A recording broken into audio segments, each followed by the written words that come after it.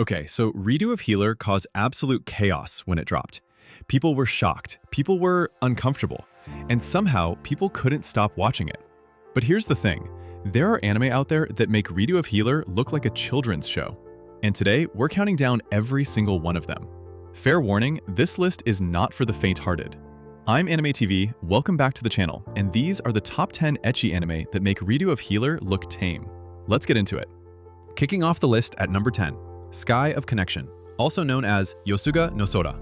On the surface, this looks like a peaceful countryside romance about twins who lost their parents and are trying to start life over. And for the first few episodes, it genuinely is. But then, this show slowly starts revealing its true self and goes to places that will genuinely make you uncomfortable. It tells multiple romance arcs in an anthology style, and each one gets progressively more intense than the last. The final arc in particular is what put this anime on the map, and honestly, it has never left the conversation since. If you thought Redo of Healer was bold, Sky of Connection has a different kind of boldness that hits way closer to home. Coming in at number 9, Kiss is Sis. So imagine going home every single day to two stepsisters who are completely and utterly obsessed with you. That's basically the entire premise, and this show does not shy away from it for even 1 second. What makes Kiss is Sis stand out from your typical ecchi anime is how relentless it is. There's no build-up, no slow burn, it just goes straight into it from episode 1 and never lets up. The OVA version especially cranks everything up to a level that genuinely had people questioning what they were watching. Compared to Redo of Healer, this one hits differently because it's set in the completely normal, everyday world, which somehow makes it even more outrageous.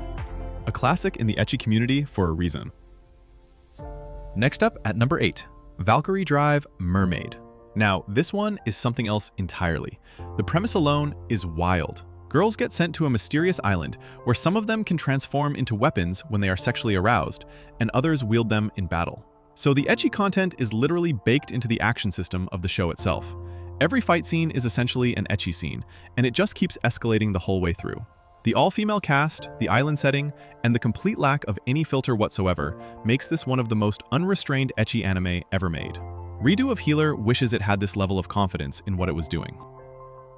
Next up at number 7, Immoral Guild. Now this one was made by the same creators as Redo of Healer, so you already know what you're getting into. Kikaru is the strongest hunter in his guild who just wants to retire and live a normal life, but instead gets stuck training a group of rookie girls who somehow keep ending up in the most outrageous situations imaginable every single quest. And I mean every single episode, without exception. What makes this one stand out is that it actually has a sense of humor about itself. It knows exactly what it is and leans into it completely. Think Konosuba, but with absolutely zero filter. If Redo of Healer was your introduction to this side of anime, Immoral Guild is the natural next step. Coming in at number 6, My Life as Inukai-san's Dog. So imagine waking up one day and you are a dog. Not just any dog, the pet dog of the most beautiful girl in school who has absolutely no filter when it comes to how she treats you. This show is equal parts hilarious and unhinged, and it commits to its premise completely from start to finish. Every single episode finds a new way to push the boundaries of what it can get away with and somehow keeps escalating. The fact that the main character is fully aware of everything happening to him makes it even more chaotic.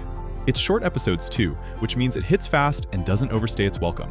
Redo of Healer at least had a human protagonist. This one said, let's make it even weirder, and somehow it works. Next up at number 5, Testament of Sister New Devil. Now, this one has a bit more story behind it than most on this list, and that actually makes it hit harder. Basara suddenly ends up with two stepsisters. One a former demon lord princess, and the other her servant. And things escalate very quickly from there.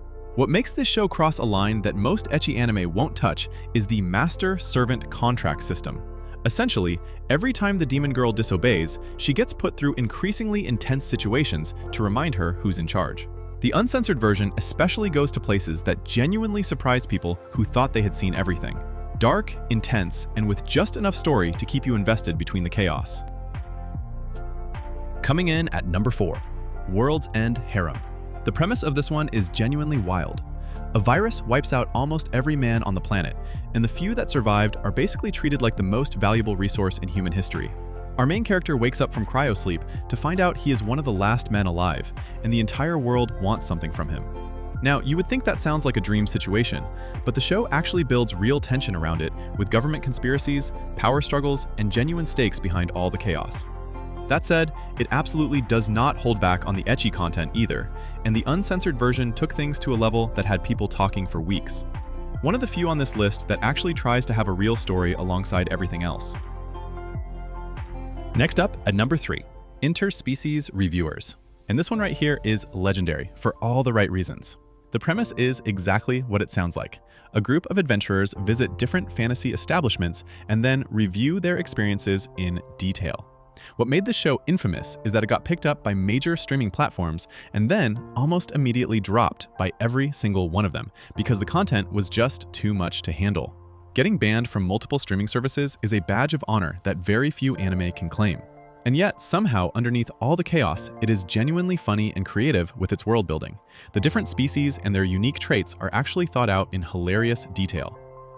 Redo of Healer caused controversy.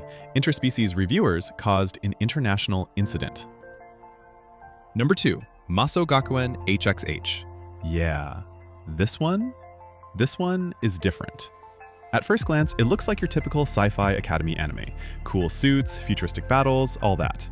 But then you realize how the characters actually power up. And yeah, that's where things go completely off the rails.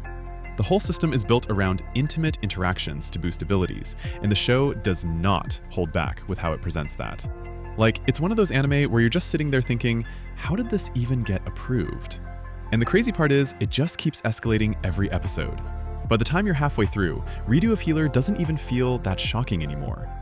Number 1, Harem in the Labyrinth of Another World. Yeah, this one takes it, no debate. At first, it feels like a normal isekai. Guy gets transported to a fantasy world, levels up, builds a team. But then, the show makes it very clear, it's not here to play around. It leans fully into the harem aspect, and unlike most anime that just tease it, this one actually goes there. And that's what makes it hit different. There's no cutting away, no playing it safe. It's way more direct than you'd expect from something that looks this normal on the surface.